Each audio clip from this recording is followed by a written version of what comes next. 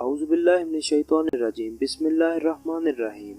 अस्सलाम वालेकुम दोस्तों साल 2020 के शुरू से ही कोरोना वायरस ने पूरी दुनिया को अपनी लपेट में लिया हुआ है, जिसकी वजह से इंटरनेट पर अफवाहों का बाजार भी गर्म है।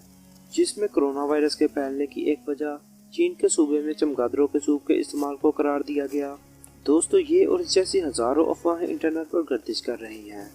दोस्तों आज हम आपको बताएंगे कोरोना वायरस से रिलेटेड क्रेजी फैक्ट्स के बारे में। तो चलिए शुरू करते हैं। Number 1, corona beer brand.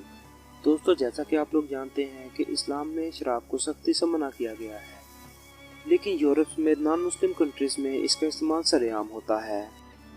दोस्तों कोरोना बियर ब्रांड को अपनी खराब किस्मत का बहुत नुकसान पहुंचा, क्योंकि इस बियर का नाम कोरोना है और इनिशियल स्टेज पे इस ब्रांड के यूजर्स को ये लगने लगा कि शायद कोरोना वायरस इसी कोरोना बियर को पीने की वजह से फैल रहा है, जिसकी वजह से उन्होंने इस बियर को ही पीना छोड़ दिया।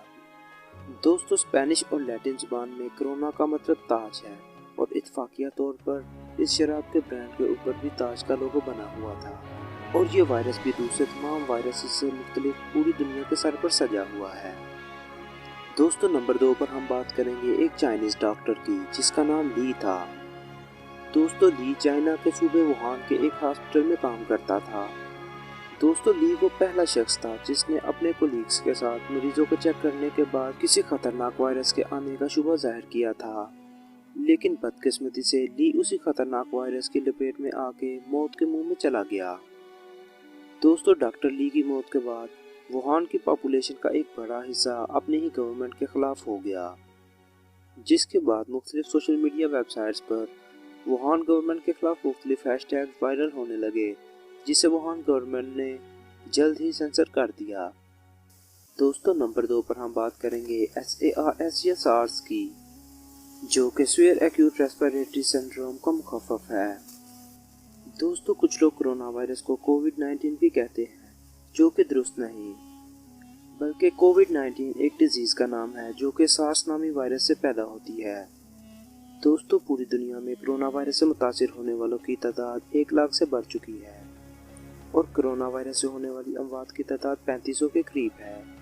दूसरी तरफ जब 2002 में सार्स नामी वायरस फैला तो इससे मुतासिर होने वाले अफराद की तादाद 8000 के करीब थी और सार्स से होने वाली अमवात की तादाद 774 के करीब थी। दोस्तों अगर हम इन दोनों को कंपेयर करें तो कोरोना वायरस से होने वाली अमवात की तादाद 3.4% है, जबकि सार्स से होने वाली अमवात की तादाद 9.6% है। इसलिए हमें पैनिक होने की कोई ज़रूरत नहीं, लेकिन तशवीश की बात यह है कि ये वायरस कितनी जोड़ी से और आसानी से फैल सकता है।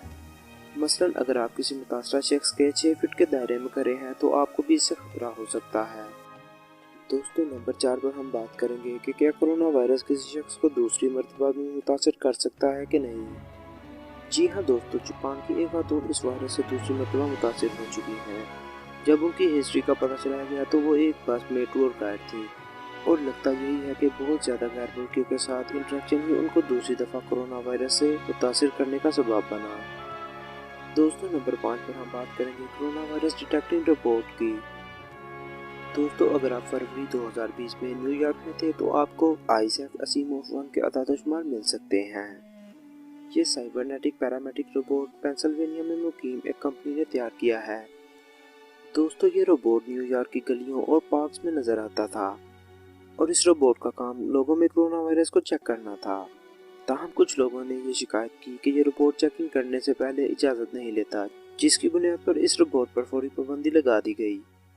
दोस्तों आज के लिए इतना ही। अगर आपको ये वीडियो अच्छी लगी हो तो इसे लाइक और शेयर करें और हमारे चैनल को सब्सक्राइब करें, और अगर आप कोई एडवाइस करना चाहते हैं तो आप ज़रूर कीजिए, क्योंकि आपकी एडवाइस हमारे अंदर बहुत सी इम्प्रूवमेंट ला सकती है। दोस्तों अगली वीडियो तक के लिए इजाज़त दें। अल्लाह निगहबान।